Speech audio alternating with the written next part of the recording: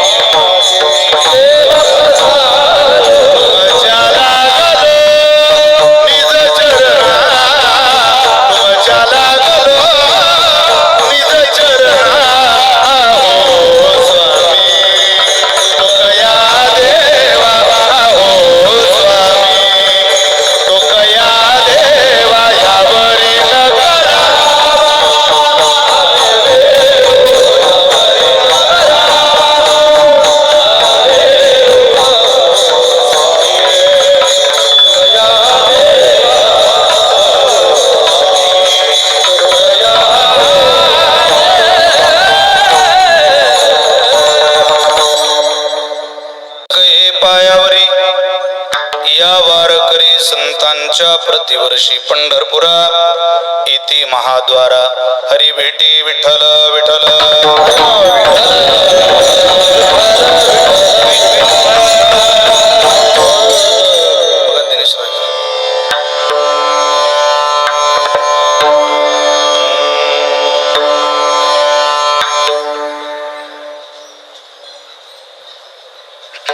संतांचे सुख झाले देवा, संतांचे सुख झाले देवा, मनोनी सेवा करीत्यांची तेथे माझा काय कोण तो विचार, वर्णावया पार महिमा त्यांचा. सेवेकरिता निवडलेला अभंग संत श्रेष्ठ जगद्गुरु श्री तुकोबाराय श्री महाराजांचा अत्यंत गोड अत्यंत प्रसिद्ध असलेला 6 चरणाचा संतांचा महिमा सांगणारा, पण महिमा सांगत असताना अंतःकरणातला विनय सुद्धा महिम्याबरोबर प्रगट करणारा अभंग सेवेकरता निवडलाय. विठ्ठल विठ्ठल.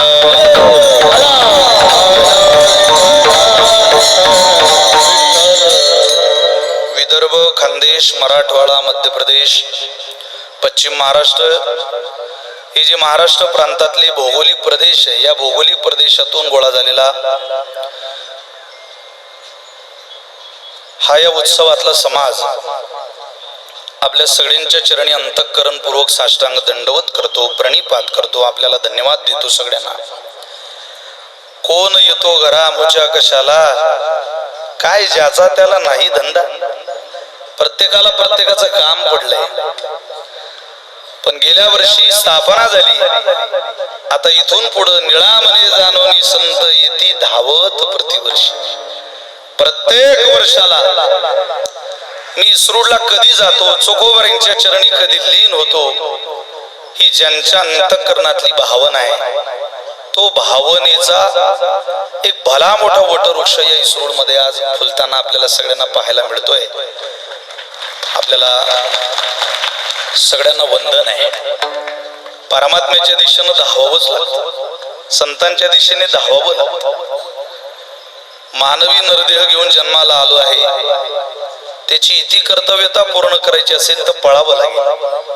दिवसभर इतकं चांगलं वागायचं की रात्री सुखानं झोप लागली पाहिजे.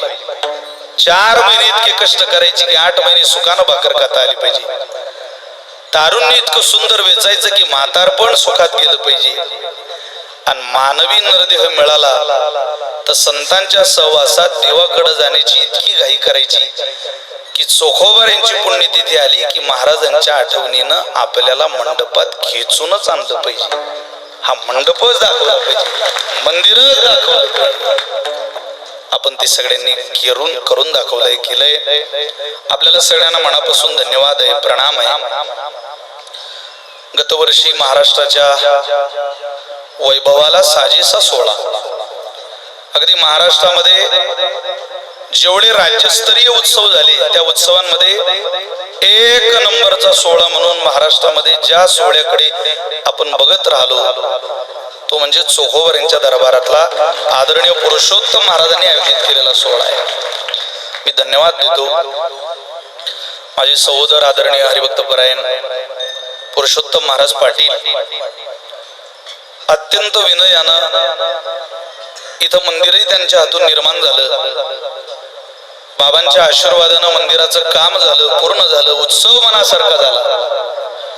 पण एक उत्सव झाल्यानंतर असं म्हणतात का मनुष्य मग 2 दिवस 3 दिवस आपण सगळी त्यातली माणसं आहोत. वर्धापन दिवस करायचा कोण नाव ठेवणार आहे, कोण विचारणार आहे आपल्याला, मालक आहे इथले. बाबांनी सांगावं एका दिवसात सुद्धा वर्धापन दिन होऊ शकतो. ज्या दिवशी स्थापना झाली त्या दिवशी बाबांनी कीर्तन करावं, जितका समाजाला त्यांना जीव घालावं होऊ शकत होतं.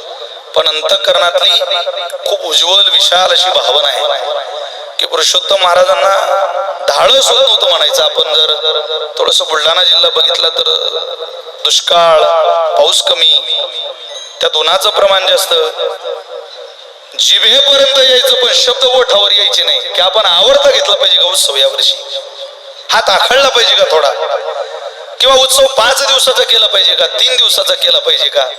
पण उत्सवाची गोष्ट काढण्या अगोदरच पुरुषोत्तम महाराजांचा या सप्ताविषयीचा जो आनंद आहे तो आनंद पाहला की असं वाटायचं या महात्म्याला उत्सव 10 दिवस करू दिला तरी चांगलंय, कारण हा बाबा काही ऐकणार नाही आता.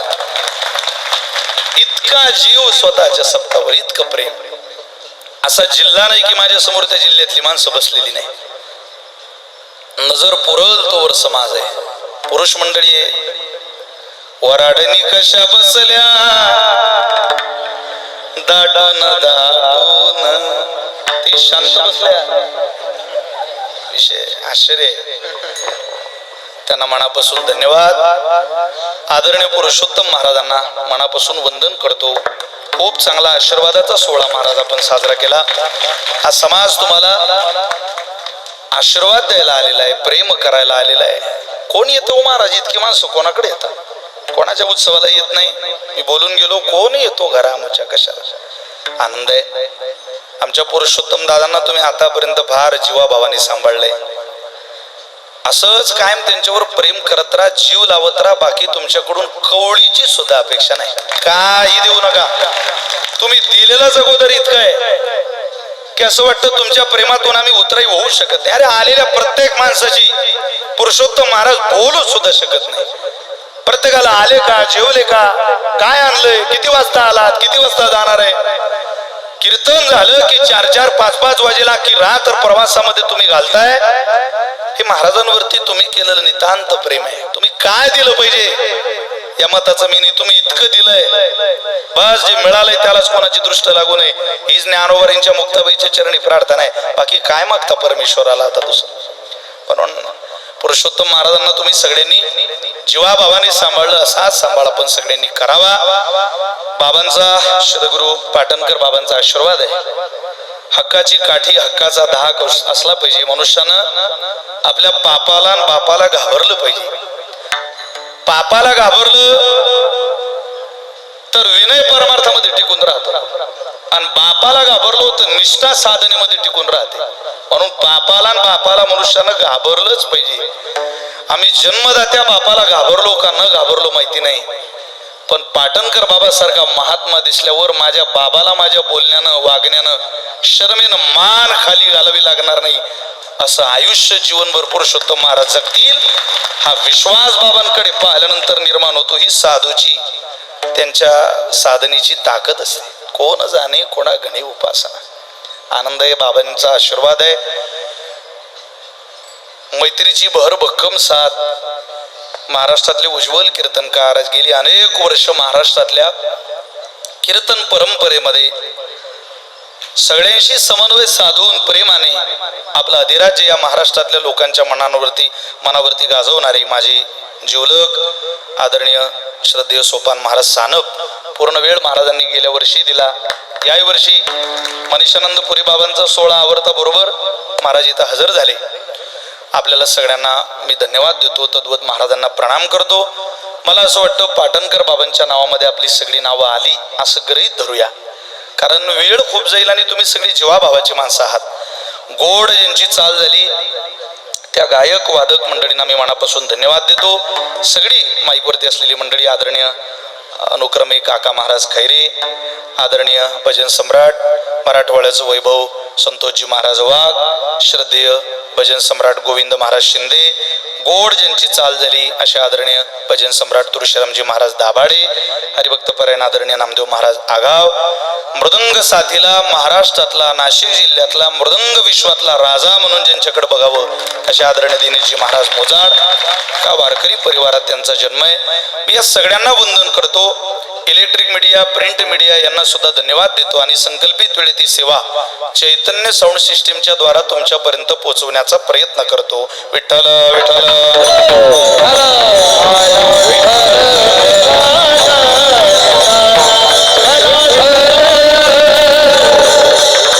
संतांची सुख झाले या देवा, मनोनी सेवा करी त्यांची. जगद्गुरु तुकोबर यांचा 6 चरणाचा अभंग आहे. या अभंगामध्ये जगद्गुरु तुकांचा महिमा सांगतात. तुकोबर यांनी 2च महिमे जीवाभावानं गायलेली आपल्याला महाराजांच्या वाङ्मयामध्ये दिसतात. 2च. एक तर तुकोबर यांनी देवाचा महिमा जीवाभावानं गावा, आणि दुसरा संताचा महिमा जीवाभावानं गावा. अलौकिक प्रेम महाराजांचं. महिमा सांगणारेही मोठे आणि ज्यांचा महिमा आहे तेही अलौकिक आहे. महिमा कोणाचाही होत नाही. नसलेल्या व्यक्तीचा महिमा सांगायला लागलं तर तो महिमा महिमा राहत नाही, ती जाहिरात होते, त्याला महिमा म्हणत नाही. बडे बडाई न करे, बडे ना बोले बोल. कबीर महाराज म्हटले, हिरा कब कहे की 1,00,000 मेरा मोल. मोठी माणसं स्वतःच मोल कधी स्वतःच्या तोंडानं सांगत नाही. का? ते मुळात मोठे. कोणी सांगावं, कोणी भीक घालावं. उद्या पुरुषोत्तम महाराजांनी कोणी म्हणावं मी तुम्हाला इथं नेऊन ठेवतो. अरे ते प्रारब्ध आहे. एकदा ज्ञानोबारांनी चोखोबारांनी तळ हातावर घेतलं तर जगातली कोणतीच शक्ती मनुष्याला परास्त करू शकत नाही. इतकी ताकद संतांच्या चरणामध्ये. त्यामध्ये तुटपुंजी माझ्यासारख्यानं म्हणावं मी पुरुषोत्तम महाराजांना काही देतो, मी एखादं दान वाढतो, त्यांना काही होत नाही. होता कृपा तुमची. त्यांच्या कृपेनं काय नाही झालं या जगामध्ये. कोणाचाही महिमान नाही. महिमान देवाचं सांगावं, महिमान संतांचं सांगावं. तुकोबार आहे संतांचं महिमान या अभंगाच्या द्वारा सांगतात. संतांचा मोठेपणा सांगतात. देव मोठा आहे म्हणून देवाचा महिमान गाणारे सुद्धा मोठे. चौवेदी जाण साई शास्त्री कारण 18 पुराणे हरिसे गाती. 6 शास्त्र 4 वेद 6 शास्त्र 18 पुराण कोणाचं वर्णन करतात, कोणाचा महिमा गातात? जगन्नियंत्या परमात्म्याचा महिमा गातात. पण ज्या संतांचं मोठेपण देवानं तुकोबारांनी या अभंगात सांगितलं, त्या संतांचं महिमान आपल्याला असं वाटतं केवळ तुकोबारा गातात, केवळ संत गातात. नाही हो, ती देवाच्याच बरोबरीची. वैष्णवांची कीर्ती गायली पुराणे.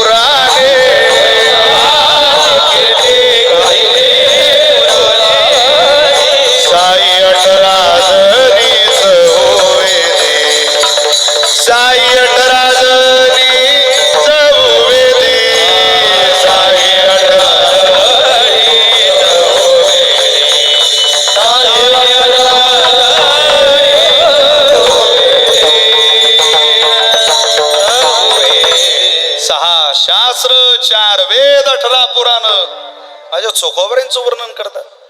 इथं तुम्हाला असं वाटतं तुम्ही मीच आलो. आता वातावरण जरा अनुकूल आहे आपल्याला म्हणून आपण आलो. थोडस ढगाळ वातावरण होऊ द्या, आपण घरी राहू शकतो. पण चोखोबारांच्या वारीला ते घरी राहू शकत नाही. कोण? प्रतिवर्षी सनकाधिक यात्रे येते उपासक नित्य शुद्ध बुद्ध असंग निर्विकार परमात्म स्वरूप आत्माराम स्थितीमध्ये राहणारे महात्मे चोखोबारांचा हा 16 मुख आलेली नाही. या कोपऱ्यामध्ये सनत आहे, सनंदन आहे, सनत कुमार आहे. सगळी ऋषी मुनी यक्ष किन्नर जपी तपी सिद्ध साधक मुनी चोखोबारांच्या सोहळ्याला आली. महाराज आपल्याला वाटतं मी करतोय. अरे तू काय करशील बाबा? पहिल्यांदा करतो माणूस डेरिंग. मी कीर्तनाला जातोय, बायको म्हणते जाऊ नका. अरे जावंच लागेल, 5वा दिवस आहे. ते बाई म्हणते जाऊ नका. हा म्हणतो मी जाणार. ते बाई म्हणते जाऊ नका, वातावरण बदललं. हा म्हणतो मी जाणार. इथं ती बाई थोडस ट्युनिंग बदलवते बोलण्याचं.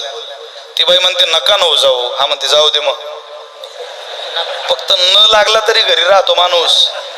थोडासा पाऊस चालू झाला रिमझिम रिमझिम, माणसं म्हणता बालीची माय बाल्यान बाली, हे दरवाजा लावून गाव जाऊ दे वाहून. लोकांचं काय घेऊन बसले ते? पाऊस पडला तर आपण दारं बंद करणारी माणसं नाही. इथं राजकीय सामाजिक शैक्षणिक क्षेत्रातले अनेक दिग्गज मान्यवर आहे. राज्याच्या तख्ताचं काम ज्यांच्याकडं तुमचे रायमोलकर साहेब पण आले ना वेळात वेळ काढून चोखोबऱ्यांच्या दर्शनाला. मी तुम्हाला विश्वासानं सांगतो, धाडसानं सांगतो, तुम्ही 2-4 पावलं जर कष्टानं माझ्या चोखोबऱ्यांकरता घालत मंडपात आला असाल तर संकट काळामध्ये हेच चोखोबर आहे हजारो पावलं टाकत तुमच्या दारात तुमच्या मदतीला धावून येतील.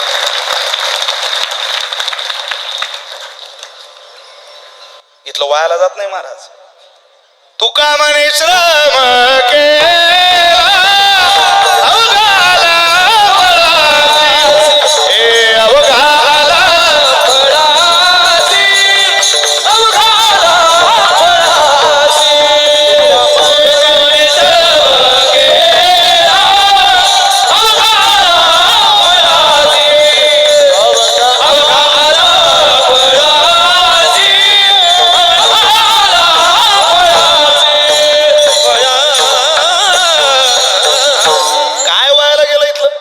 कसुभर सुद्धा वायाला जाणार नाही. प्रपंचातलं कवळीचं कामाला येत नाही आणि इकडचं वायाला जात नाही. तुका म्हणे श्रम केला अवघा अवघा अवघा आला फळास. सगळं कामाला आलं. म्हणून संतांचं वर्णन जर वेद गात असतील, पुराण गात असतील तर संतांचा महिमा गायला ऐकायला आपण इथं आलं पाहिजे, गायला पाहिजे. तुकोबार म्हटले संतांचा महिमा आणि त्या महिम्याला शब्दाची गवस घालण्याची विचाराची माझ्याकडे उंची नाहीये. महाराजांचा विचारच आहे अभंगामध्ये. विनय तुकोबारे म्हटले मला जमणार नाही हो.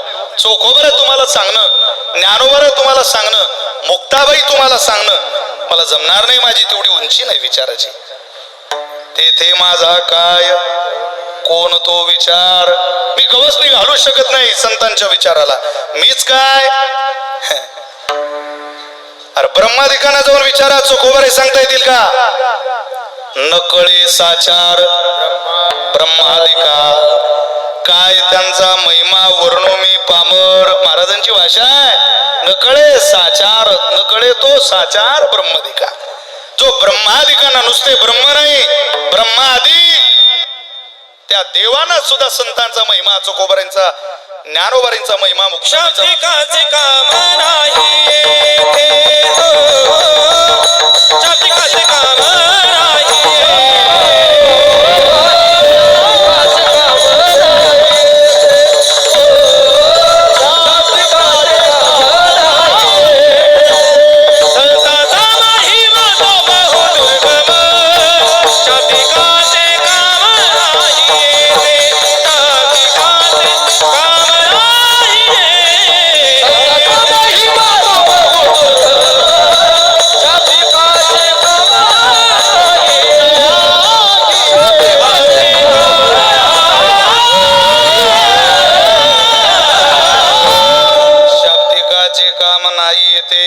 शब्दावर ज्याची पकड आहे, विद्वान आहे, पंडित आहे म्हणून संतांचा महिमा सांगता येईल.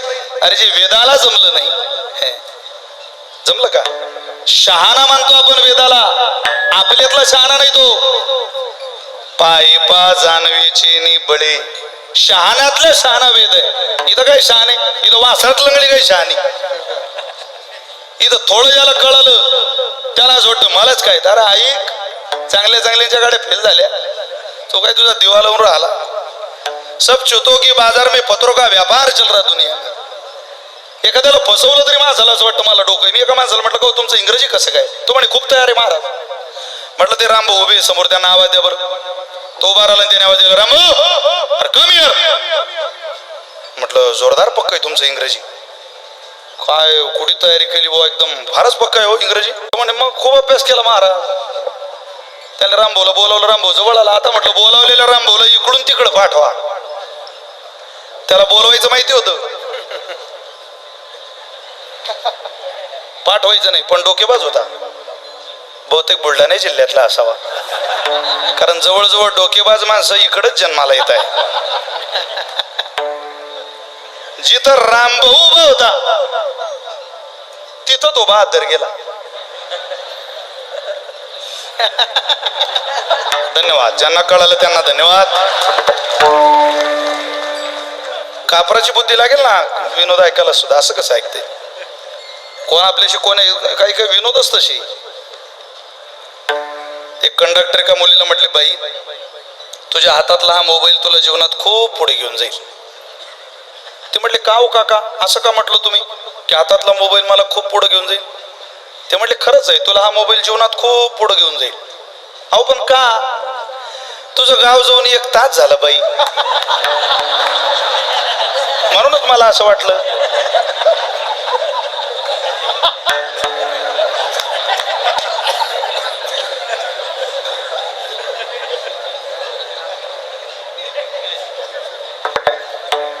आमच्या शेजाऱ्याची एक बायको नवऱ्याला म्हणे, लोक चंद्रावर चालले, तुम्ही अजून धोत्रावर आहे. तुम्ही जरा सुधरा, तुम्हाला बाजारात जरी गेलं तरी कोणी फसवेल. हे काय भोळ्याचं जग आहे का? तुम्ही जरा नीट राहा. तू म्हणे माया बी लक्षात आलं ते आता की आपण बाजारात जरी गेलो तरी आपल्याला कोणीतरी फसवू शकतो. पण माझ्या हेही लक्षात आलं, मला फसवणाऱ्याच्या यादीत पहिला नंबर तुझ्या बापाचा आहे. इथून सुरुवात झाली आपली.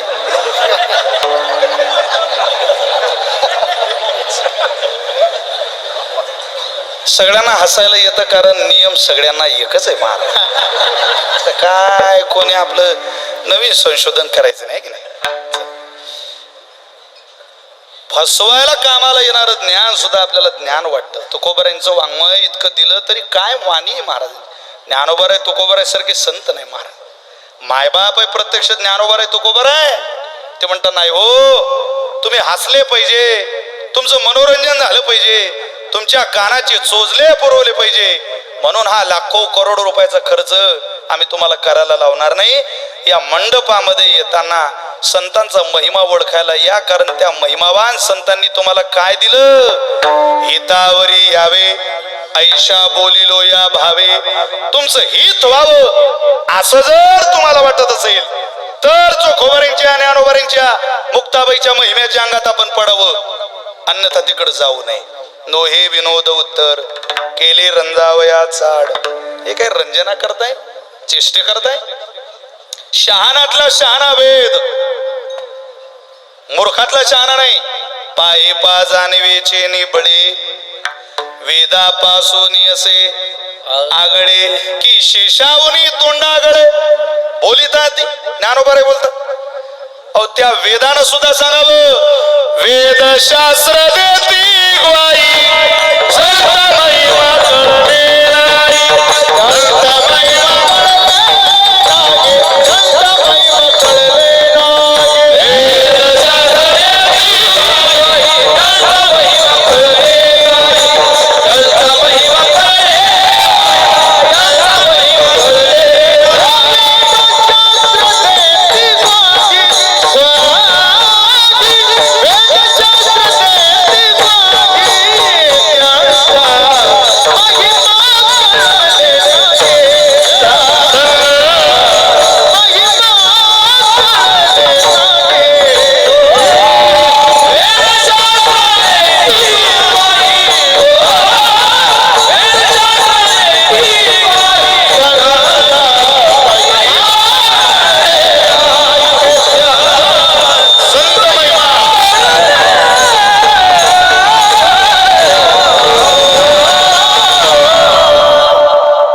शास्त्र देती ग्वाही संत महिमा कळणे नाही.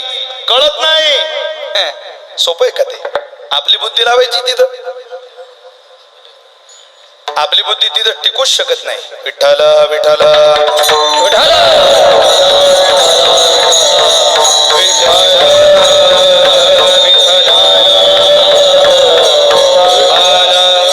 अशक्य गोष्टी घडतील या जगात. अशक्य काय? नाथ महाराजांची प्रमाण नुसती, संतांची प्रमाण जरी पाहिली, पवना घालवेल पालान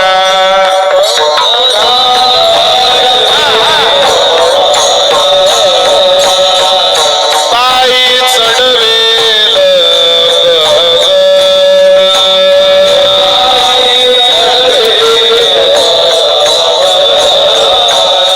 भूत भविष्य कळो येईल वर्तमान.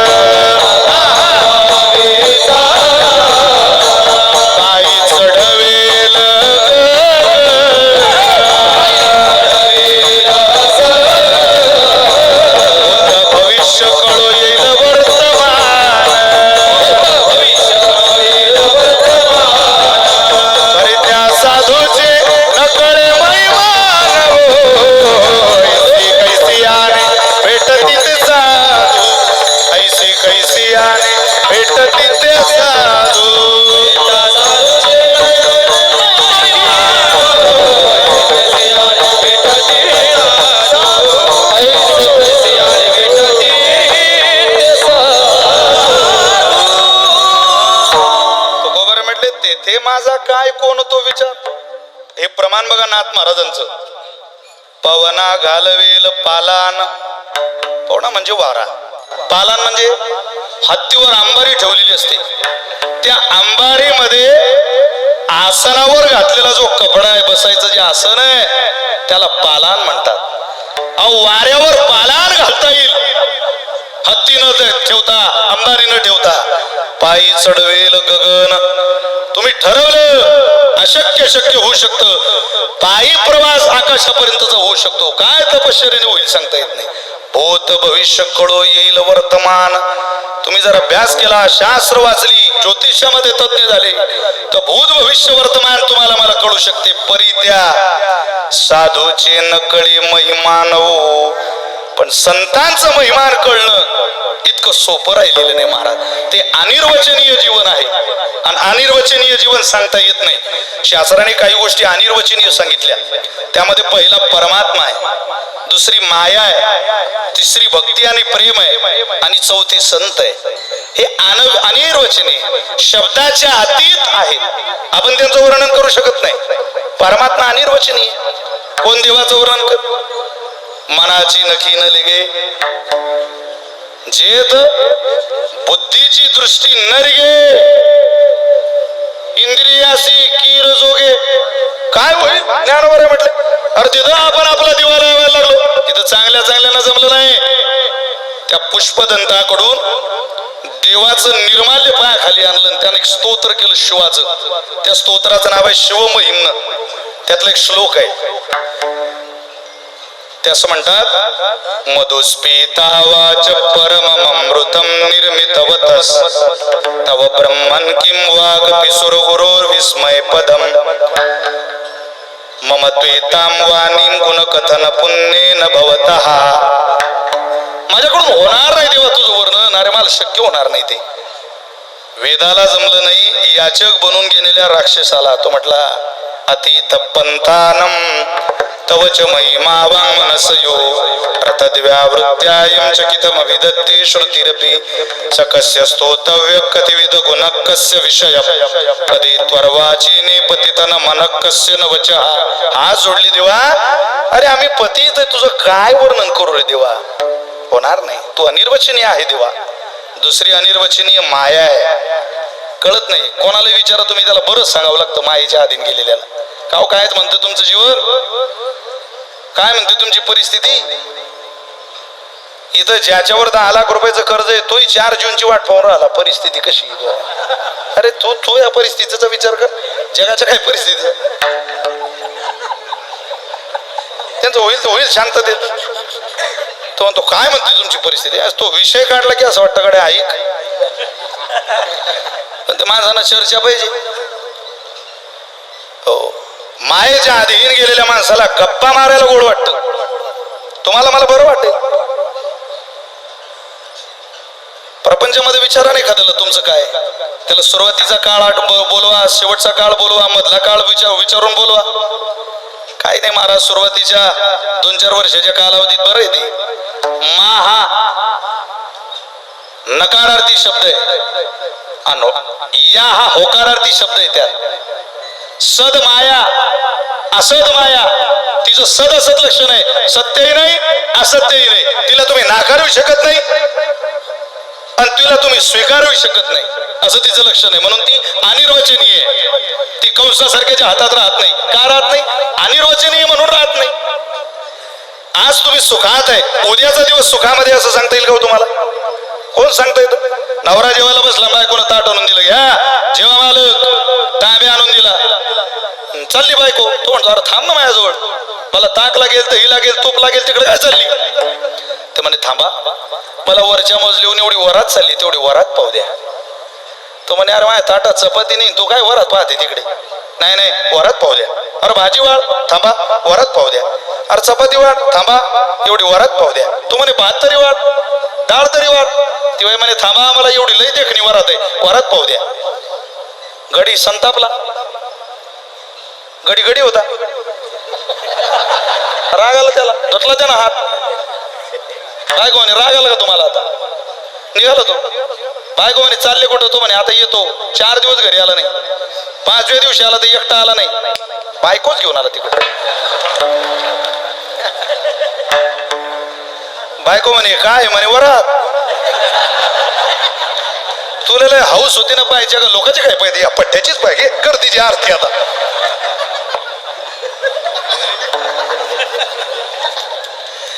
अनिर्वचनीय आहे ती. कधी येईल आणि कधी जाईल आणि कधी एकीच्या 2.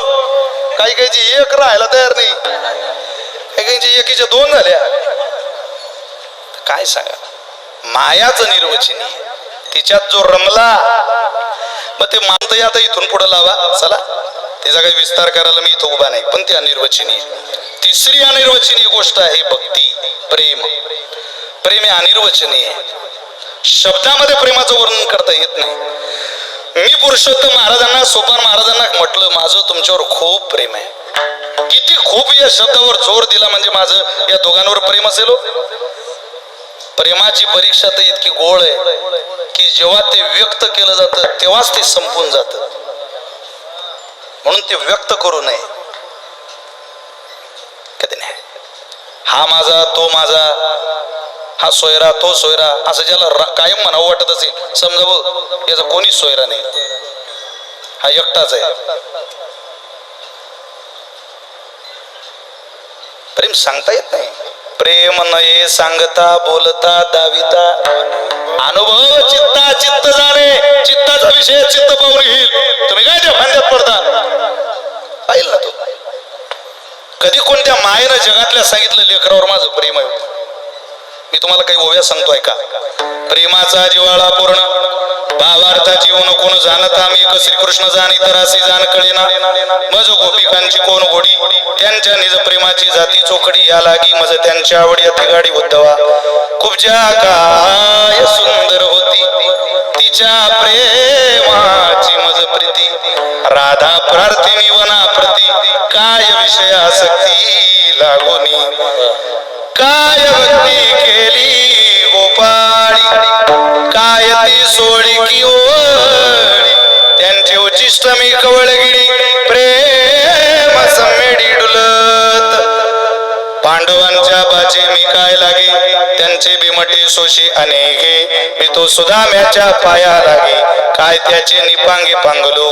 काय माझी क्षीण झाली शक्ती, त्या गोपिका मज दावी बांधिती. त्यांच्या निज प्रेमाची जाती मी सोय श्रीपती पोकितो. मी काय अन्नासी दुकाळलो, तो यज्ञ पत्न्यासी मागो गेलो. मी तो भावार्थाचा भुकेलो, प्रेमाच्या पावलो पाहून रा. अरे ज्यांनी ज्यांनी प्रेम दाखवलं त्यांच्या मी लांब गेलो, आणि ज्यांनी दाखवलंच नाही त्यांच्या मी जवळ गेलो. प्रेमाचा आविर्भाव आणणाऱ्या दुर्योधनाला सोडून विदुराच्या घरात कन्या खाणारा हाच आहे ना प्रेम अनिर्वचनीय. ते शब्दाच्या अतीत आहे. आणि चौथी गोष्ट आहे संत अनिर्वचनीय. तुम्ही त्यांच्याबद्दल काही बोलू शकत नाही, पण महाराज तुम्ही अभंगच त्यांचा महिमा सांगणारा घेतला. नाही प्रतिज्ञा मात्रेन वस्तू सिद्धी भवती, किंतु लक्षण प्रमाणाभ्याम वस्तू सिद्धी भवती. वस्तूची सिद्धी होण्याकरता तुम्हाला संत जीवन आमच्यासारख्या साधकाला सांगावंच लागेल. किती महिमावान जीवन आहे हो. सर्वसामान्य व्यक्ती संतांच्या महिम्याच्या प्रेमात पडेल यात काय नवल आहे. स्वतंत्र सुखाचा अधिपती असलेला जगन्यंता परमात्मा, त्याला सुद्धा देवपण विसरून संत महिम्यात सेवेला जावं लागतं. हे त्यांचं मोठेपण तुकोबाराय सांगतात सेवेला निवडलेल्या अभंगाच्या पहिल्या चरणात. संतांचे हे सुख झाले या देवा, संतांचे हे सुख झाले या देवा.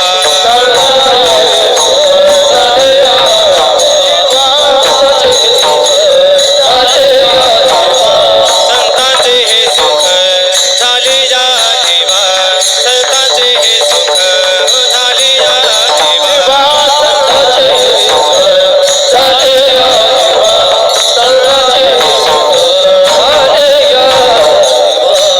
अनवोडी सेवा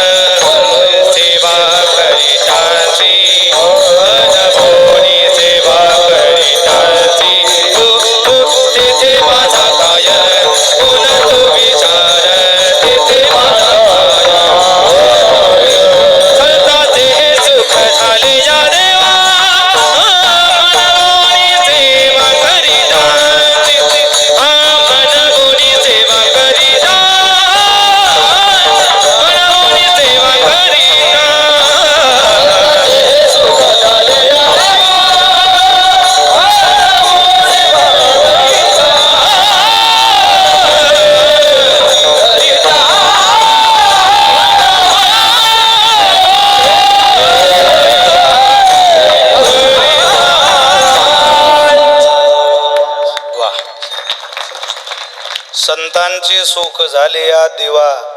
कोणाला सुख झालं? सुखाला सुख झालं. संतांचे सुख झाले या देवा. मग काय करतो? म्हणून सेवा करी त्यांची. आता कधी सुख होतं? सेवा करायला कधी सुख होतं? जितकी तुम्ही माझी कीर्तनाला यायची वाट बघत होते त्याच्या 1000 पटीनं मी सुद्धा हा सोहळा कीर्तन करायचं सोडा.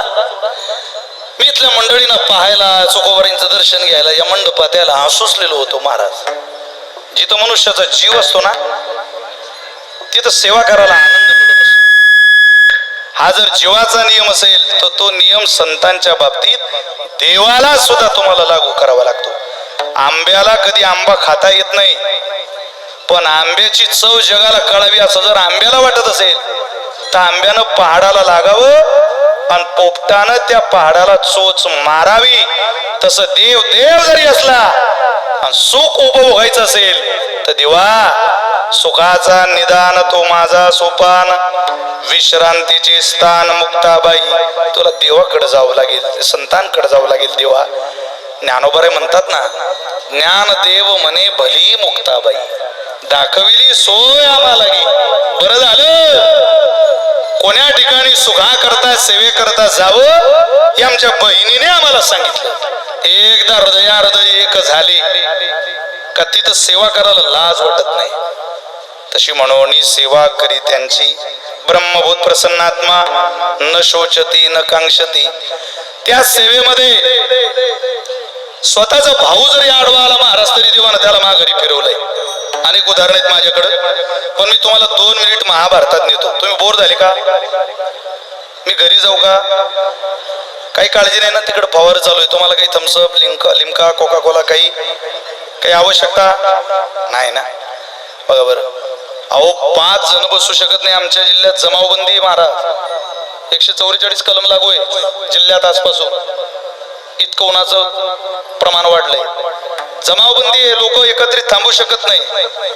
पण काय कृपा आहे चोखोबारांची, इथं एकत्रित माणसं थांबलेली सुद्धा आहे आणि कोणाला तिळ मात्र त्रास सुद्धा नाही. हे कोण करू शकतं जगन्य त्या परमात्म्याशिवाय? देव आहे. आपण मांडीला मांडी लावून भोजन प्रसाद ग्रहण करतोय, मांडीला मांडी लावून कीर्तन श्रवण करतोय. कधी आठवतो तुम्हाला कीर्तन होईपर्यंत माझ्या देहाला त्रास होतोय बुवा? कधी जाणवत? कधी नाही. तोच भक्ती सुखातला एक आगळा वेगळा आनंद आहे. जिथं प्रेम जळतं तिथं सेवेत आनंद मिळतो. त्या सेवेत त्या प्रेमात स्वतःचा भाऊ जरी आडवा आला तेव्हा त्याला माघारी पाठवलं. बघा प्रमाण आहे आपल्याकडे त्याच्यावर.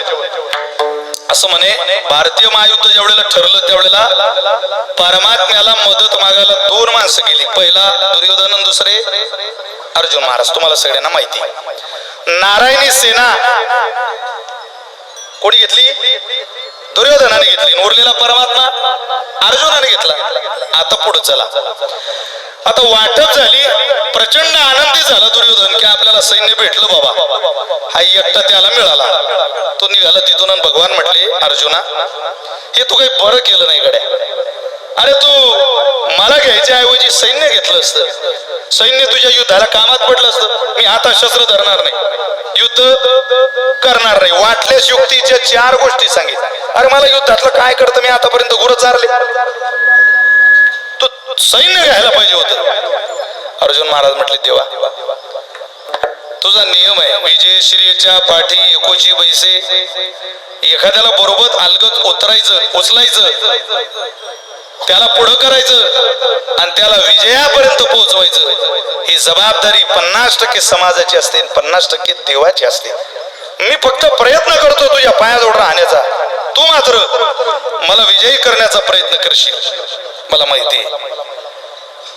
भगवान म्हटले, अर्जुना तू कीर्तनकार होतास का रे? म्हणजे चांगलं बोलता येतो तुला. अबे हार तो निश्चित है तेरी. माखन दुर्योधन ले गया, छाछ बची तेरे पास. काय करते या ताकाला?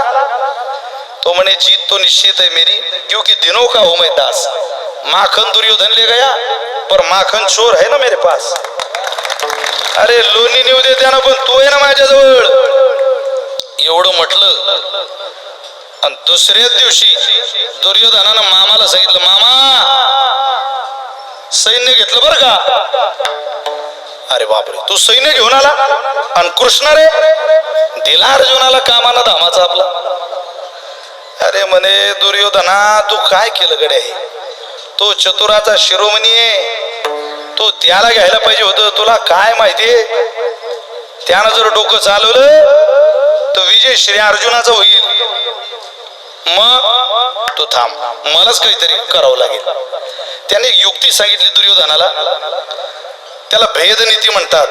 साम, दाम, दंड आणि भेद, चौथी नीती युद्धातली. म्हणजे भगवान श्रीकृष्णाचं सहकार्य दुर्योधनाला होणार नाही हे निश्चित आहे, पण ते अर्जुनाला होऊ नये या करताचे जे प्रयत्न आहे त्याला भेदनीती म्हणतात. चालू केलं पुढं. दुर्योधनाला सांगितलं, तू तुझ्या सासऱ्याकडे जा आणि तुझ्या सासऱ्याला सांग तुम्ही आमच्या पक्षात या. आमच्या पक्षात आहे? अरे पण ते भावाला कशा सोडतील? तू जा रे, सासरा आहे तुझा. तू एवढं म्हण, पोरीचं सांग फक्त, जरा पोरीची करुणा भाग त्यांच्या पुढं. त्यांना सांग, 2-4 शब्द वापर तिकडे जे कामात येतात ते. कोणते? की तुमचा अपमान होतोय गो तिकडं, तुम्ही मोठे, तुमचा भाऊ लहान आहे तरी त्याला डिमांड आहे, तुम्ही इकडे या, आम्ही तुमच्या सगळ्या हाऊसमूस पूर्ण करू. दुर्योधन गेला आणि पाय धरली बलराम दादाची. आता या देवाचा मोठा भाऊ त्याचा सासरा म्हटला, सासरे बुवा, तुमचा होणारा अपमान माझ्या डोळ्यानं मी पाहू शकत नाही. लहान भाऊ तुमचा आणि तुमच्यापेक्षा वर चढ. अरे तुम्हाला काही किंमत आहे? तुम्ही आमच्या पक्षात या. बलराम दादा म्हटले, मलाही ते वाटलंच की आता इकडे काही आपल्याला डिमांड नाही, तिकडे गेलं पाहिजे. दादा तिकडे गेले. आता दादा तिकडे गेले, बरं मजबूती आली दुर्योधनाची एकदम. महाभारत सांगतोय तुम्हाला, ऐका. मी काय करू त्याला, तुम्ही इकडे आणताय त्याला, माझा काय दोष?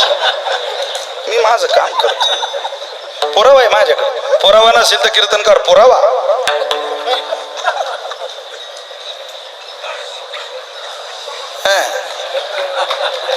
आता करंट लागला बघा, आता काय. चल, तो गेला आणि देवाला सांगितलं, बलराम दादाला सांगितलं दुर्योधनाने, तुम्ही इकडे या. बलराम दादाने ऐकलं, तिकडे गेले. देवाला माहिती पडलं परमात्मा जरा चिंतित होते. अर्जुन म्हटलं, देवा मी तुझा भक्त आहे, मी हारलो काय जिंकलो काय गड्या, पण इज्जत माझी नाही रे, इज्जत तुझी जाईल. एक तर तू लवकर कोणाला हाताला पोटाला धरत नाही, आणि मला पोटाशी धरून सुद्धा तू जर माझ्या बाजून उभा राहिला नाही तर लोक म्हणतील, अरे बाहो, हक्काच्या बायकोला माणूस लोकांमध्ये स्पर्श करू शकत नाही, घरच्यांसमोर स्पर्श करू शकत नाही. हक्काची सोडा, दुसऱ्याची बायको ज्यानं भर सभेत फरफटत आणली, त्याच्या बाजूने देव उभा राहिला, त्याला विजय केलं, अशी तुझी चर्चा होईल. माझं काय रे, मी एक पराभव पचून घेईल, त्याला काय, मी हारलो काय जिंकलो काय? देवा तू तुझं बघ. देवाला वाटलं आता भाऊ फुटल्यावर करता कसं, पण देव आहे तो. देवानं त्याचा एक सेवक बोलावला, बार काही नाही का कळेल तुम्हाला. आणि सेवकाला सांगितलं, उद्या दुर्योधनाच्या पक्षाची आढावा बैठक आहे, तू तिथं जा आणि त्या आढावा बैठकीत आमच्या दादाला इशाऱ्यानं बाहेर बोलाव, आवाज देऊ नको, इशाऱ्यानं बाहेर बोलाव. आणि आमचा दादा बाहेर आला की दादाला विचारायचं, दादा तुमची तब्येत कशी आहे आता? अरे म्हण, तिथं जाऊ तुमचा दादा जीव घेईल ना माझा. अरे म्हणे, विचार एवढं काय विचारू? काही नाही, विचारायचं आपलं, गोळाचा भाव काय वो आता, शेंगदाणे काय किलो आहे वो आता. तो सेवक म्हणे, तुमच्या भावानं नागर काढला तर तो 2000 मारी, इतकी ताकद आहे, तो शेष आहे, आणि तुम्ही त्याला जाऊन तब्येत विचारायला तू जातोय का? आता देवाची आज्ञा. सेवक गेला, तिथं आढावा बैठक चाललेली. महाराज टासली पडली तरी आवाज येईल, तुमच्या भागात काय चाललंय, तुमच्या भागात काय चाललंय, परिस्थिती काय म्हणते. ते दिवस फार कठीण असतात, साहेबांना जाणीव आहे त्याची. कठीण असतं ते. कोणी सांगितलं तरी लवकर विश्वास होत नाही त्या काळात. तिथं आवाज येईल, टासणी पडली तरी आवाज येईल, इतकी शांतता. आणि त्या शांततेचा सेवक गेला आणि म्हटला, दादा दादा दादा अरे दादांना पाठव. बलराम दादा, हा. दादा उठले व त्या सभेतून. सगळी माणसं पाहायला लागली, पाव पाव पाव पाव, कृष्णाचा माणूस आहे, कृष्णाचा माणूस आहे, कृष्णाचा माणूस. दादाला बोलवतो. दादा दादा गेले. काय रे काय नाही म्हटले, मला जरा भगवंतानी पाठवलं. हा काय काय नाही, भगवान म्हटले दादाला जाऊन विचार तुमची तब्येत कशी. मूर्ख आहेस का रे म्हणे, ते संशय घेतील ना माझ्यावर. अरे हा टाइम आहे का तो तब्येत विचारायचा येड्या.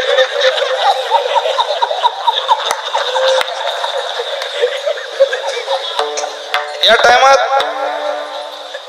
एकदम अलिप्त राहायचं. 4 तारखेपर्यंत रामराम सुद्धा बंद, 5 तारखेला चालू करायचं. तोपर्यंत बंद म्हणजे बंद. म्हटलं झालं का तुझं निघ.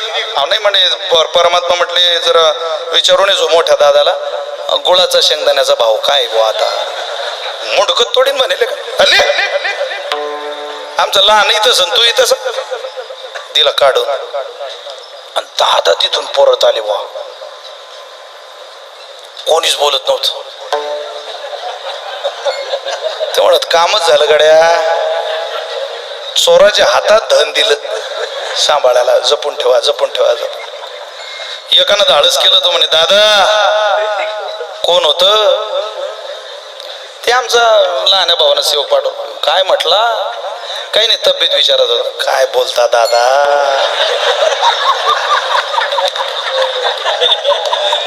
अरे या टायमात कोणी तब्येत विचारते का दादा. हा टाइम आहे का होतो.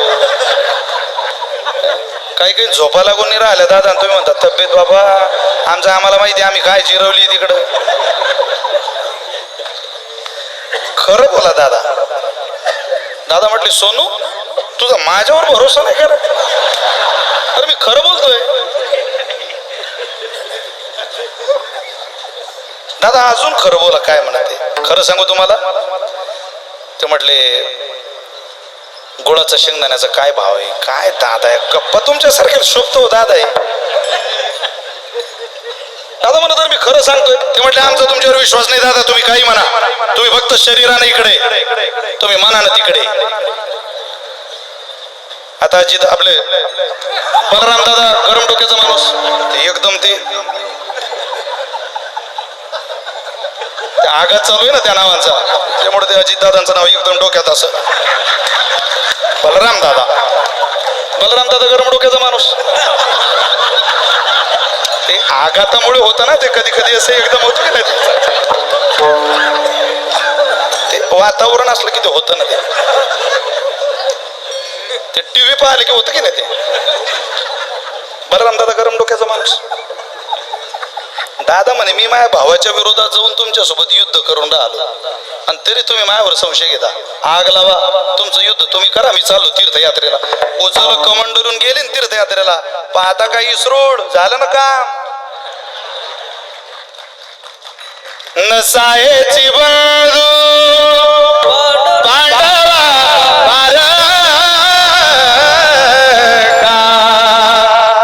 नसायची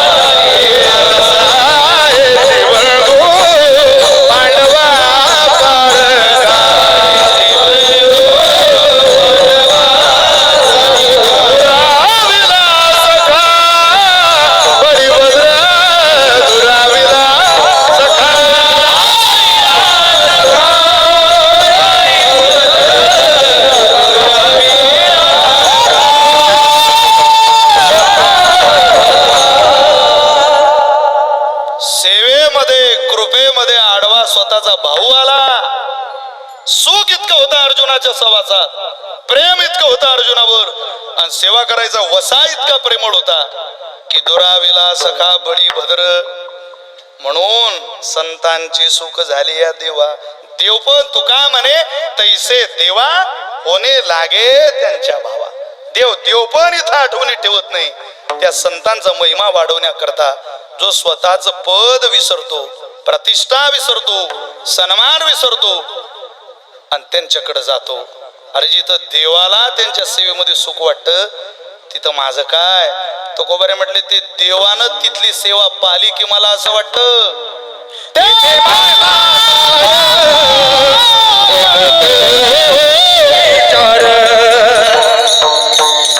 माझा काय कोण तो विचार. तेथे माझा काय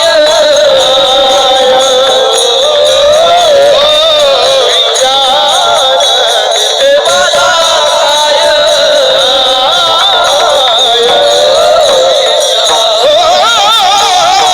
तेथे माझा काय विचार. काका मारा. तेथे माझा काय कोण तो विचार.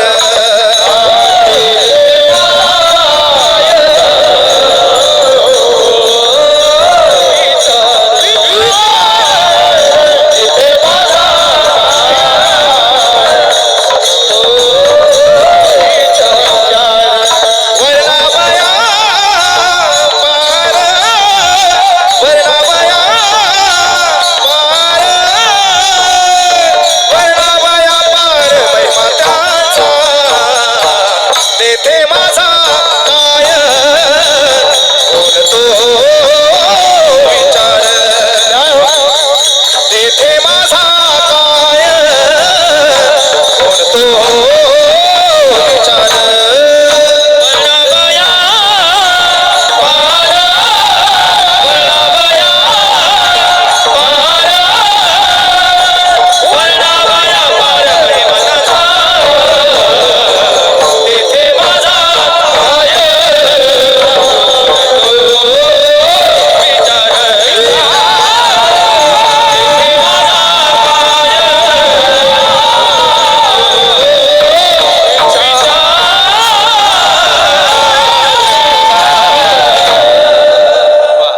तेथे माझा काय कोण तो विचार. वर्णावया पार महिमा त्यांचा. वेळेची अत्यंत मर्यादा आहे. आपल्याला बरोबर 10:30 म्हणजे 10:30 थांबायचंय. कायद्यानं माझ्याकडे 15 मिनिट आहे. आता घरातलं कुटुंबातलं कीर्तन आहे त्यामुळं पूर्ण अभंग मी इथं सांगावाच, पदापदाचं चिंतन करावं असं कुठं झाली भाजी आता. त्यामुळं तेथे माझा काय कोण तो विचार. मी कोण तो कोबर आहे म्हटले. वर्णावया पार महिमा त्यांचा महिमान मी काय सांगू. ज्यांच्या महिम्याच्या प्रेमात प्रत्यक्ष जगन्यंता परमात्मा पडला. महाराज कोणते कोणते महिमे व त्यांचे ऐका. संतांचा महिमा निर्गुणाकार झाला गुणवंत, गाली दंडवत पूजोनिया. हा संतांचा पूजक महिमा आहे. देवानं त्यांची पूजा करावी इतकं संतांचं मोठेपण आहे. तो निर्गुणात राहून सुद्धा संतांची सेवा करू शकतो. पण त्याला ते पटलं नाही.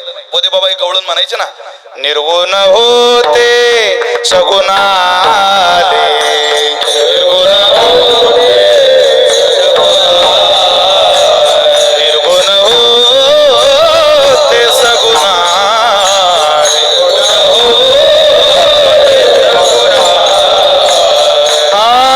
त्रिभुवन उतरिले बाई, त्रिभुवन उतरिले बाई,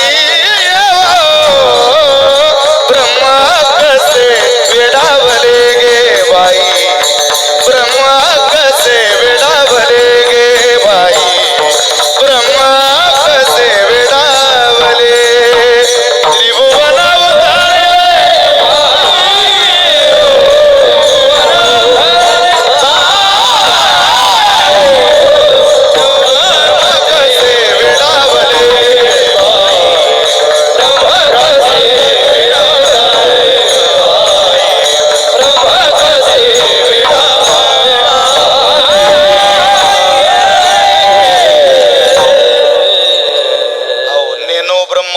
चुकले उघडे पंढरपुराशी आले. भक्त पुंडलिके देखिले उभे केले विटेवरी.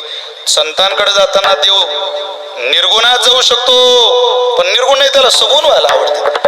तीर्थे तया ठाया इति पुनीत व्हावया पर्वकाळ पाया तडी वसे वैष्णवा. ऐसे शंकर सांगे ऋषी जवळी सकळ तीर्थे मा त्यान काळी इति पुंडलिका जवळी करते आंघोळी वंदिती चरण. हे दोन चरण या अभंगाचे, तिसरा आणि चौथं चरण सलग म्हणायचं. काय करतो? निर्गुण आकार झाला गुणवंत, गाली दंडवत पुजोनिया. गाली दंडवत पण कशासाठी? तीर्थे त्यांची इच्छा करीती नित्यकाळ वावया निर्मळापणासी. तिथं दंडवत का घालायचं? अरे ज्या चोखोबऱ्यांच्या, ज्या मुक्ताबाईच्या, ज्या ज्ञानोबऱ्यांच्या चरणावर जगातली सगळी तीर्थ लोटांगण घालायला येतात. इथून माणसं काशीला जातात आणि ती काशीची गंगा माता ज्ञानोबरांना ज्ञानोबाचे पायी मिठी घाली गंगाबाई. ती म्हणते माऊली मला सोडू नका, सोडू नका, सोडू नका. शेवटी नामदेवराय म्हणतात नामा म्हणे सोडाबाई ज्ञानदेव सर्वाटाई. तीर्थे पर्वकाळ येती पायापे सकळ. सकळ तीर्थ सकळ पर्वकाळ जिथे लोटांगण घालायला चोखोबरींच्या चरणावर येत असतील, तेथे माझा काय कोण तो विचार वर्णावया पार महिमा त्यांचा. म्हणून मी आता तिथं जाईल. दोन्ही चरण तुमच्या 100% लक्षात आलेली असावी. तिसऱ्या चरणामध्ये पूजन महिमा सांगितला, चौथ्या चरणामध्ये पवित्रतेचा महिमा सांगितला आणि अभंगाच्या 5व्या चरणामध्ये संतांचा शक्ती महिमा सांगितला. पाचवं चरण अष्टमा सिद्धींचा कोणाला पाड. काय संतांकडे अहो भिंत चालवायची इच्छा नव्हती पण चालवली. मिरविला बळीवार सिद्धाईचा. रेडा बोलवायची इच्छा नव्हती, बोलवला. मिरविला बळीवार सिद्धाईचा. लाखो प्रेत मुक्ताबाईच्या हातात कुत्र्याचं हाडूक आलं. लाखो प्रेत झोपलेली निळामणीची ही प्रेते जीवविली. साधी गोष्ट ही इच्छा नव्हती पण हे केलं का? बल सुद्धा माणसाला कधी कधी समाजापुढे दाखवावं लागतं. ते बल पाहलं. इथं माणसं नीट बोलत नाही आणि रेड्याच्या मुखातून वेद ज्ञानोबरे बोलतात. होता कृपा तुमची पशु बोले वेद. ही ज्यांची ताकद आहे, ही ज्यांची शक्ती आहे. अष्टमा सिद्धींचा कोणाला पाड. पुढं इतकं सगळं असून सुद्धा पुढं शिंदे महाराज वागो निधी आड तया कोणी. त्याच्या आड राहून किंवा त्याचा सांभाळ करून त्याचा मोठेपणा मिळवून त्याचं एक वेगळं अधिराज्य निर्माण करायचं हे आमच्या संतांना कधी जमलं नाही. जिथं अष्टमा सिद्धी त्या ज्ञानोबऱ्यांच्या चोखोबऱ्यांच्या दारात लोटांगण घालतात, माझ्या चितकाला मुक्ताबाईच्या दारात लोटांगण घालतात, तेथे माझा काय कोण तो विचार वर्णावया पार. महिमा त्यांचा 10-20 झाले आणि 5 चरण आपण संपवलेली आहेत. राहिलेल्या 10 मिनिटामध्ये मला जाणीव आहे ते म्हणावंच लागेल. माझा मुंगळा झाला तरी चालेल पण पिंगळा मात्र म्हणावाच लागेल. मला इतके फोन आले की मी माझा मोबाईल घेऊ शकलो नाही, बंद केले नाही. पण ते ठीक आहे, तुमच्या सगळ्यांच्या आवडीचं आहे. कधी कधी असं वाटतं ते सोडूनही मला बरंच काही येतं. चुकीच्या कल्पनेत मनुष्याला एखाद्या वेळेला बघू नये. का आई माझी म्हणतात पुरुषोत्तम महाराज. अरे पुरुषोत्तम महाराजांचं आई माझीच्या व्यतिरिक्त कीर्तन ऐकून बघा. एखाद्या फळावर, आळंदीला, पंढरीला, कुठल्याही गावातलं कीर्तन ऐकून बघा. आई माझी थोडा वेळ विसरून जा. ते उग तुमच्या आवडीचं आहे, तुमच्या काळजातलंही म्हणून आम्हाला म्हणावं वाटतं.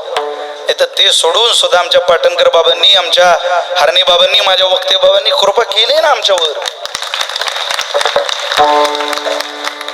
तसं होत नाही महाराज, होतच नाही. मग अशी पुरुषोत्तम महाराजांच्या वडिलांच्या डोळ्यात आमच्या बाबांचं दर्शन घेतलं मी. बाबा बसलेले होते पांडीच, गळा गळा गळा पाणी आलं डोळ्याला. पुत्राच्या विजयी पिता असतो. हे 16 पाहला बस. अरे हा 16 पाहला, आता त्या महात्म्याच्या अंतःकरणातली भावना आहे. बस झालं काम. काय पाहायचं राहिलं आता जीवनात दुसरं. मला एक 2-4-5 दिवसापासून बरेच फोन येत आहे. महाराजांना सगळी शुभेच्छा देत आहे, 22 शुभेच्छा देत आहे. तुम्ही काय म्हणाल? अरे म्हटलं ते व्यक्तिमत्व इतकं मोठं आहे की त्यांना शुभेच्छा द्यायला माझी उंची खूप कमी आहे. पण ज्या दिवशी माणसं शुभेच्छा देतात त्या दिवशी माणसाचं भलं होत नाही. पुरुषोत्तम महाराजांना ज्या दिवशी चोखोबारे आशीर्वाद देतील त्या दिवशी जगातल्या कोणत्याच आशीर्वादाची गरज पडणार नाही, लक्षात ठेवा. त्याच्या व्यतिरिक्त सुद्धा खूप इच्छा उत्कंठा मनात आहे ना. आम्ही ज्या वेळेला मैत्रीमध्ये चर्चा करतो असा दिवस नाही की फोन होत नाही. कधी फोन झाला नाही तर मन लागत नाही. हा दादा कुठं असेल, तो माझा भाऊ कुठं असेल, एका माईची लेकरं म्हणून प्रवासाला निघालेली, कायम रोडच्या प्रवासाला कोण्या दिशेत रे दादा, की तिथे वेळ आहे रे, कसं वातावरण होतं रे, तुझा आवाज कसा आहे रे, तुझी तब्येत कशी आहे रे, हे बोलणं झालं की मग त्याच्या पुढचा विषय निघतो. हजारदा ते विषय निघतात. नाही नाही, माझं इसरोड गाव, मला असं वाटतं इथं नाम फाउंडेशनच्या माध्यमातून काही काम करावं का पाण्यासाठी, इथं झाडच लावावे का. दादा एखादं हॉस्पिटल बांधलं तर कसं होईल रे दादा, एखादी आदिवासींकरता शाळा बांधली तर कसं होईल रे, हे चोखोबाऱ्याचं मंदिर बांधला पण चोखा मेळा बंका जातीचे महार त्याचे सर्वेश्वर ऐक्य करी. अरे माझ्या संतांना जर त्रास झाला तर या जगात असे अनेक दुबळे माणसं आहे दादा, त्यांच्याकरता आपण काम करू शकतो का रे. वारकरी संप्रदायाची एखादी संस्था उघडू शकतो का रे. माझ्या पाटणकर बाबा जो गोरगरिबाचं एखादं बच्चन नेऊन घालू शकतो का रे. हा जसा पुरुषोत्तम घडला तसं माझ्या पाटणकर बाबाचा हात ज्याच्या पाठीला लागेल तसं एखादं पुरुषोत्तम या आश्रमात तयार होऊ शकतो का रे. ही ज्याच्या अंतःकरणातली भावना आहे, याला मन मोठं लागतं तसं ते होत नाही, उदाहरण तर करावं लागतं त्याला. ते काही विशिष्ट टप्प्यावर विशिष्ट क्षेत्रात गेल्यावरच होतं या मताचा मी नाहीये. त्याच्या व्यतिरिक्त राहून सुद्धा मला काही करता येईल का हा विचार महाराजांचा सहज मनात म्हटलं होईल दादा. मागे तो हॉस्पिटलचं भूत इतकं डोक्यात घुसलं की उतरत नव्हतं. नाही ना, हॉस्पिटलच करायचं, हॉस्पिटलच करायचं. आम्ही आता मुक्त निरामय चॅरिटेबल ट्रस्टचं काम हातात घेतलंय. त्याच्या अनेक, मी त्या संस्थेचा अध्यक्ष, अनेक पदाधिकारी इथं नाशिकचे बसलेले, मुंबईची सुद्धा माणसं आलेली. तुकाराम भाऊ त्या संस्थेत आहे. वाटतं ना आम्हाला सगळ्यांना एकत्रित येऊन आम्ही एक नवीन निर्णय घेतलेला आहे. आम्ही नाशिकच्या सिव्हिल सर्जनांसोबत, आमच्या सुदर्शन दादांचे वडील नाशिकला आता चॅरिटी कमिशन ऑफिसर आहे, आता त्यांची बदली मुंबईवरून, त्यांचं ट्रान्सफरच नाशिकला झालं. काय केलं पाहिजे, एक तो मंदिर हो गया, आगे क्या करना चाहिए, कुछ तो भी करना चाहिए, हम समाज का कुछ देने लगते, कुछ तो भी देना चाहिए. हम जाएंगे, झोली फैलाएंगे. अरे प्रेम भरने वाले लोग समाज हित में कुछ तो भी दान भी हमें देंगे. पण काय मागायचं, तुमच्या पोराबाळां करता काय हो. सिव्हिल सर्जनांसोबत नाशिकला बैठक घेऊन त्यांना प्रार्थना केली. म्हटलं आम्हाला गरजवंता करता मुक्ताबाई प्रसाद नावाचा डबा चालू करायचा आहे. कसा, पेशंट ऍडमिट केला की स्कीम मध्ये त्याचं ऑपरेशन होतं, स्कीम मध्ये ऑपरेशन होतं, त्याची व्यवस्था होती जेवणाची. पण मी धाडसानं सांगतो तुम्हाला, पेशंट बरोबरच्या माणसाची ना धड राहायची व्यवस्था होते ना जेवणाची व्यवस्था होती. तुम्ही जालन्याला जा, तुम्ही संभाजीनगरला जा, मुंबईला जा. मग काय करायचं, आपल्या संस्थेच्या माध्यमातून, आपल्या सहोदरांच्या माध्यमातून एक मुक्ताई प्रसाद नावाचा डबा, हक्काचा डबा, हक्काचं जेवण, चांगल्या डब्यात 6 तास जेवण चांगलं राहील अशा मुक्ताई प्रसाद नावाच्या डब्यामध्ये ते भोजन विनामूल्य 1 रुपया न घेता पोहोचवायचं. समाज आपल्याला आशीर्वाद देईल. तुमच्या कोणत्याही माणसाला जर आम्ही म्हटलं तुम्ही तुमच्या पोराच्या वाढदिवसाला या दारुड्यांना काय जेव घालता, नालायक लोकांच्या पंक्ती बसवू नका तुमच्या पोरीच्या लग्नाला. अरे 100 गरजवंता पुढे मुक्ताबाईचा प्रसाद घेऊन जा. तुमच्या पोरांना तो गोर गरीब माणूस जेवण करेल त्यावेळेला घासा घासाला, कणा कणाला आशीर्वाद देऊन जाईल. येतं ना मनात ते, आणि ते पूर्णतेला नेण्याची सुद्धा ताकद मुक्ताबाईनं आमच्या सगळ्यांच्या मनगटामध्ये दिलेली. म्हणून विशिष्ट क्षेत्रात जायचंच आहे आणि मी गेलोच आहे, विचार सुद्धा नाही.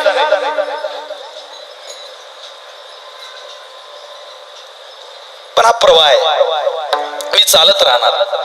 थांबणं पुरुषोत्तम महाराजांचा स्वभाव नाहीये, चालत राहावं.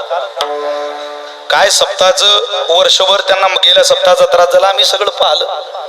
माणसं बोलून मोकळे होतात, करावंच लागतं महाराज. प्रत्येकाला एकदा उखळात मोडकं घातलं ना किती रट्टे बसतील याचा हिशोब करावा लागत नाही, आणि त्यांनी ते केलेलं आहे. माझ्या पाटणकर बाबांचा, चोखोबारींचा आशीर्वाद आहे.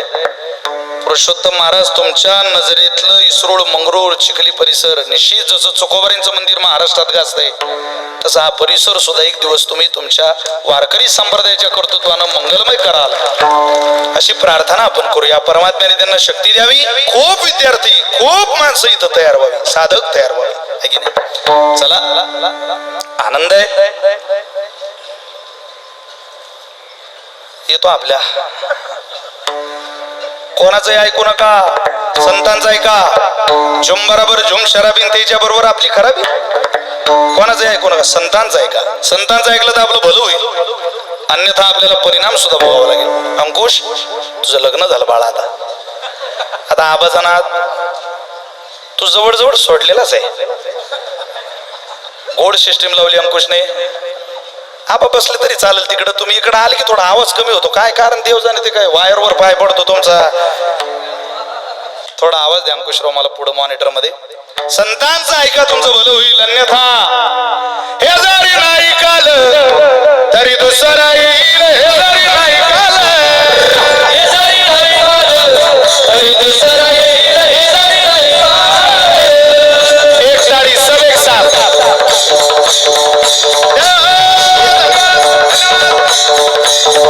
हे जरी नाही काल तरी दुसरा येईल. हे जरी नाही काल, हे जरी नाही काल तरी दुसरा येईल. हे जरी नाही काल.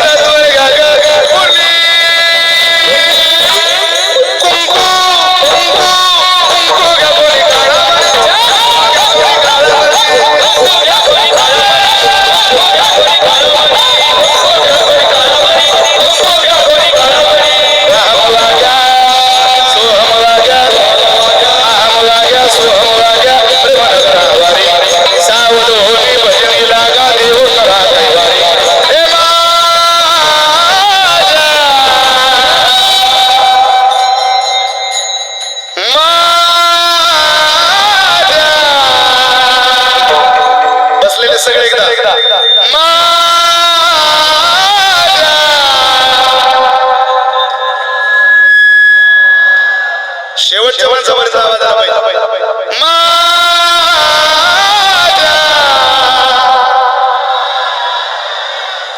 मल्हारी देवाला मल्हारी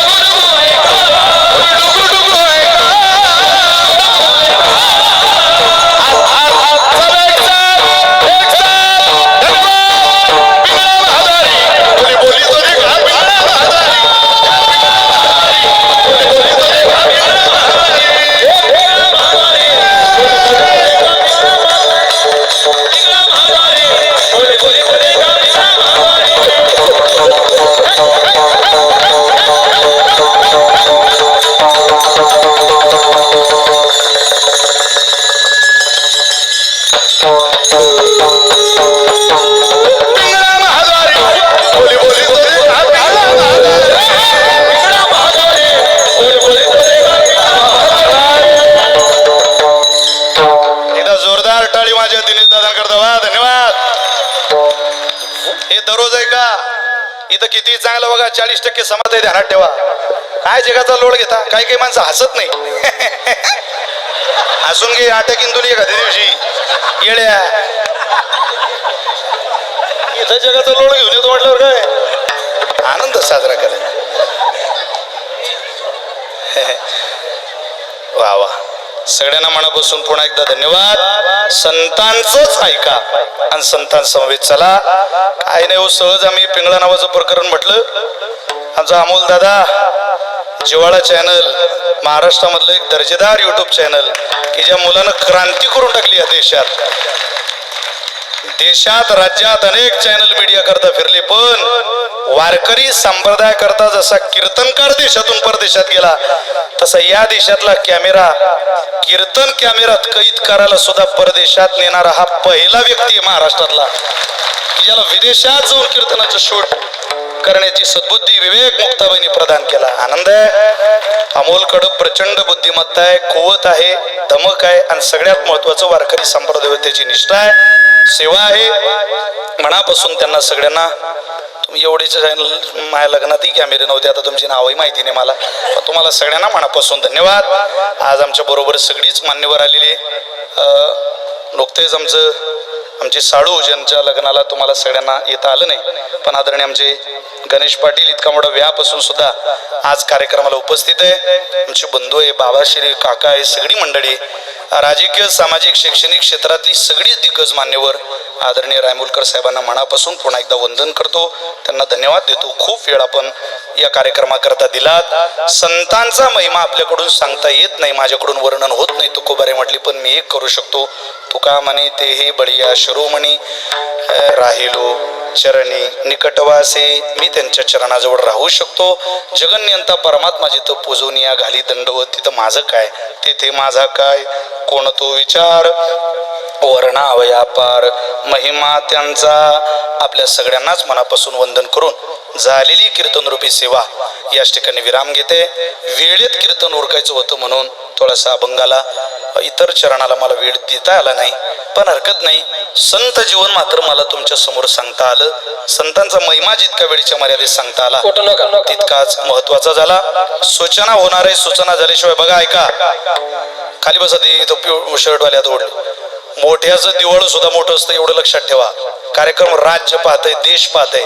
कार्यक्रम मोठा आहे, इथून तुम्ही उठून गेलात, कार्यक्रमाचं दिवाळ सुद्धा मोठं असतं. मोठ्याचा अपमान सुद्धा मोठा असतो, आणि मोठ्याचा अपमान आपल्यामुळे होऊ नये असं जर तुम्हाला वाटत असेल तर 5 मिनिट कळ काढा. कीर्तन वेळेत चालू झालं होतं, वेळेत संपलेलं आहे. त्यामुळं अगदी, आणि फारच घाई असेल जाणाऱ्यांना, ते रोडवरचे उभे वगैरे त्यांना जाऊ द्या. बिचारे आज ना उद्या ते जाणारच आहे. त्याच्यामुळे काय जाणाऱ्याला आपण अडवू शकतो. त्यामुळं कोणाला फार अडवण्यात मजा राहिलेली नाही. ज्यांना आज ना उद्या लवकर जायचंय त्यांनी काही जायला अडचण नाही, पण ज्यांना थांबायचंय, हा आनंद घ्यायचा आहे, त्यांनी मात्र बसून राहा. 5 मिनिटाची सूचना होईल. आपण कोणी जागेवरून हलू नये. संतोष बाबा, काका महाराज, गोविंद महाराज, तुळशीराम बाबा, गणेश बाबा जटाडे, आदरणीय नामदेव महाराज आणि माझे बंधू दिनेश महाराज, या सगळ्यांना माऊली महाराज तोपे आले. सगळ्यांची नावं जी आहेत, काही मंडळी त्यांचा उल्लेख महाराज आदरणीय सोपान महाराज करतील, पुरुषोत्तम महाराज करतील. मी आपल्या सगळ्यांच्या चरणी वंदन करतो. झालेली कीर्तन रूपी सेवा सोकोबर यांच्या चरणी सुपूर्द करून माझ्या वाणीला विराम देतो. दिनांक 2 जूनला मुक्ताबाईचा समाधी सोहळा आहे. भव्य स्वरूपामध्ये कडाडली वीज निरंजनी जेव्हा मुक्ताबाई तेव्हा गुप्त झाली. ज्ञानोबरांचं समाधी स्थळ आळंदी आहे. सोपान काकाचं समाधी स्थळ सासवड आहे. त्र्यंबकेश्वरला निवृत्तीनाथांची समाधी आहे, पण मुक्ताबाईची समाधी कुठं असं जेवढ्याला आपण विचारतो. कडाडली वीज निरंजनी जेव्हा मुक्ताबाई तेव्हा गुप्त झाली कुठे, तापीची तिरी महदग्राम थोर असे सोमेश्वर पुरातन. श्री क्षेत्र मुक्ताई नगरला जिथे नामदेव यांच्या वंशजांचं कीर्तन दिनांक 2 जूनला गुलालाचं कीर्तन होणार आहे. 50,000 लोकांचा खूप मोठा सोहळा मुक्ताईच्या समाधी सोहळ्याचा होतोय. आपण सगळ्यांनी त्या सोहळ्याला यावं. जवळजवळ 100 करोड रुपयाच्या मुक्ताबाईच्या मंदिराचा प्रोजेक्ट पूर्ण झालेला आहे. अत्यंत देखणं मंदिर मुक्ताबाईचं महाराष्ट्रात संपन्न झालेलं आहे. सगळ्या संतांमध्ये देखणं मंदिर, निवृत्ती, ज्ञानदेव, सोपान, मुक्ताबाई, एकनाथ, नामदेव, तुकाराम या 7 संतांमध्ये मोठा परिसर असल्यामुळे मोठं मंदिर बनवता आलं. ते मुक्ताबाईंनी करून घेतलं. आपण मुक्ताबाईकडे यावं अशी प्रार्थना करतो. चोखोबर यांच्या या उत्सवाला आपण भरभरून मदत करावी. या उत्सवाचं ओझं माझ्या पुरुषोत्तम महाराजांना येणार नाही याची आपण सगळ्यांनी, जेव्हा जेव्हा पुरुषोत्तम महाराज तुम्हाला प्रेमानं जीवानं हाक देतील, तुम्हाला मी एवढंच सांगेल, या विनयाच्या हाकेला, या प्रेमाच्या आवाजाला, या महाराष्ट्राच्या लाडक्या गळ्याला आपण हाकेला ओ द्यायला मात्र विसरू नका.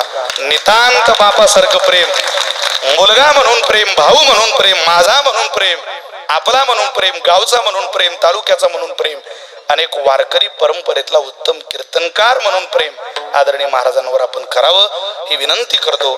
सेवेला विराम देतो. म्हणा विठोबा